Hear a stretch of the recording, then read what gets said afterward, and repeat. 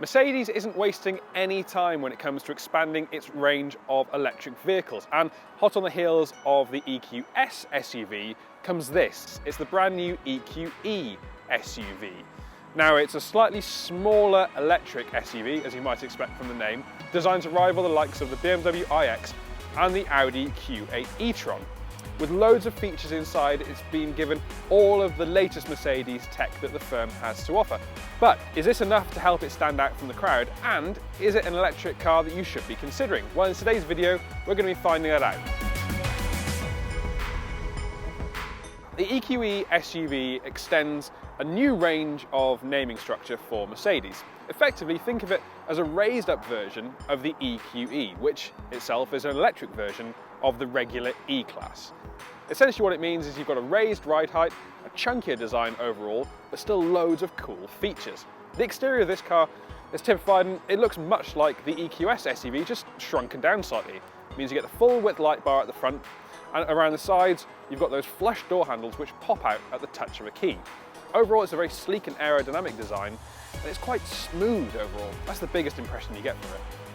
Though it's quite easy to be dazzled by the amount of technology we've got in front of us in the EQE SUV. What I find really interesting is the level of spaciousness that you're getting in here. There's a huge area underneath this main column which you can store loads of loose items, and then the bin in the centre, as well as offering up some USB-C charging points, is really deep. Look at that, I can nearly climb in. So you've got loads of room for storing your items, and there are normal door bins to the side. But then when you do want to focus on that tech, you've got this ultra-sized screen in the middle which has all your media and navigation functions. And if you want to increase that size, because, I mean, it's pretty big anyway, but if you want to take it further, Mercedes does also offer the hyperscreen system, which offers an even larger display in the middle. But to be honest with you, this one on its own is already really good and more than large enough.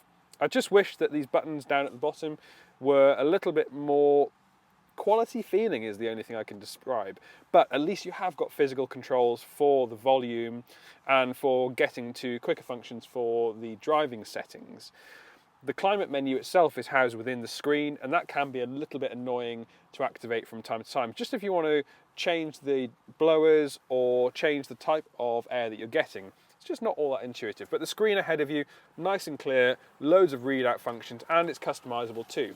One thing I will say on the EQE SUV which really shines is this wooden effect, or this wooden trim on the dashboard, which I think brings some warmth to the cabin, which would otherwise be lost if you had it all in gloss black plastic. And as you know, I'm not a huge fan of gloss black plastic because, as it is doing today, it's showing up all the fingerprints and all the dust. The good thing with the most modern electric car powertrains and setups is that they free up loads of space in the interior, and that's evident inside the EQE SUV. I've got plenty of space here, both in terms of knee room and room for my feet, and headroom is excellent too, despite having a panoramic sunroof. But then it is a big car overall, so you kind of expect it to have plenty of room. In terms of legroom, that's also really good, and there's no transmission hump, so the person in the middle seat is going to have a little bit more room to stretch out than they would do in a conventionally driven car. We've also got some separate heating controls for the ventilation, and some handy little pockets back here, which are actually quite usefully sized. At the side, there are some good sized door bins too, so the practicality levels are ticked off in here overall. I would just say it might be nice to have a lighter interior upholstery colour, because this black on black on black is quite dark, even with that panel roof above me. If practicality is what you're after, then the EQE SUV could be quite a good choice.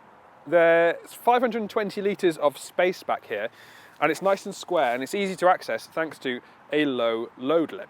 Plus, there's an additional section underneath which is ideal for storing the charging cables when they're not in use. There's also some handy little netting sections at the side, and some lash points for when you want to keep something secure in the back here. And of course, you can extend that area further by lowering down the rear seats, but as standard, there's plenty of room here.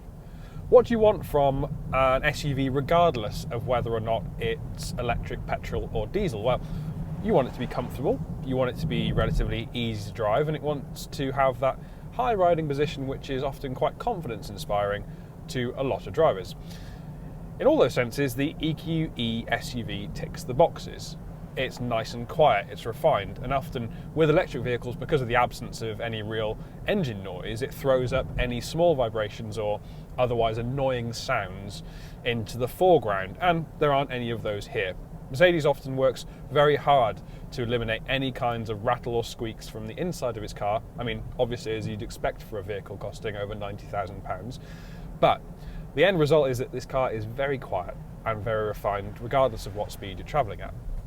In terms of ride quality, things aren't too bad, but you have to remember this car has a lot of weight to deal with. So at slower speeds, even around 30 to 40 miles an hour, it can feel quite unsettled, and you get this head jostling type finish to the ride.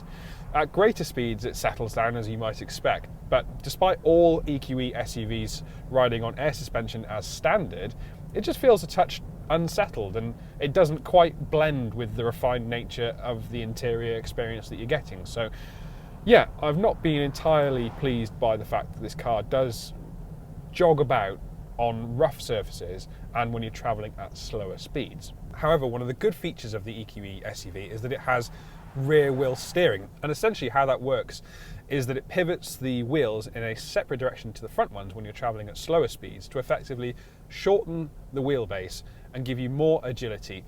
It means that you can do a U-turn in this car really easily. It's not like on an old big Mercedes SUV where you'd be crabbing along Austin Powers style trying to turn around. Instead, you can just whip it around, and thanks to the light steering and the four-wheel steering, this car has a much smaller turning circle than you'd expect for a vehicle of this size.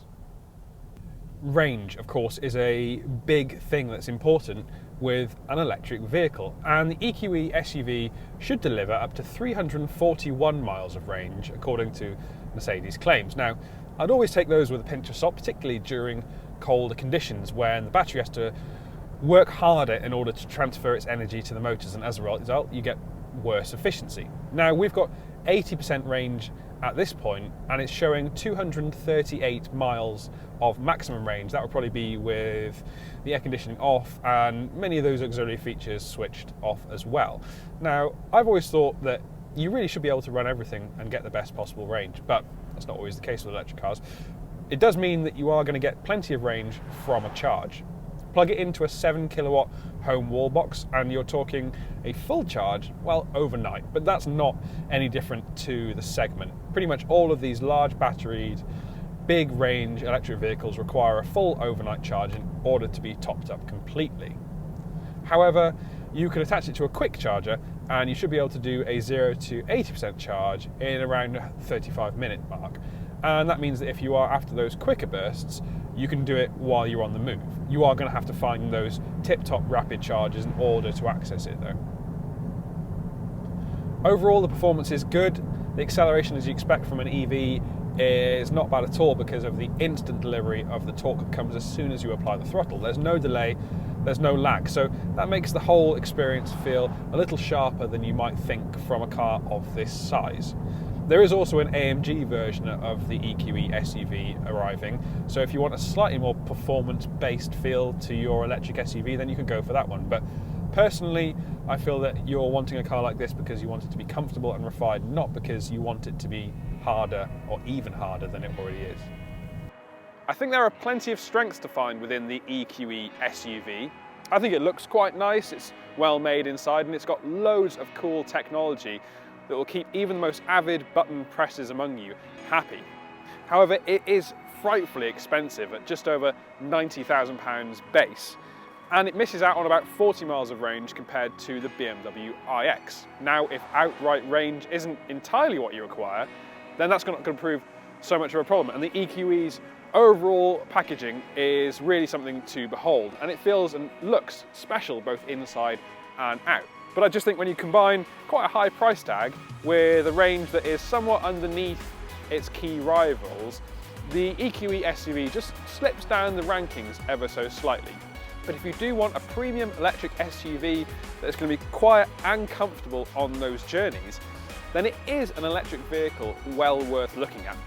Thank you for watching this Motors new car review on the EQE SUV. Now, if you have enjoyed this video, leave us a like below and let us know in the comment section what you think of this latest Mercedes. Would you pick it, or would you choose the Q8 e-tron, or maybe even the BMW iX? And please remember to subscribe to the motors.co.uk YouTube channel, and if you hit that bell icon, each time we upload a new video, you'll get a notification directly to your inbox.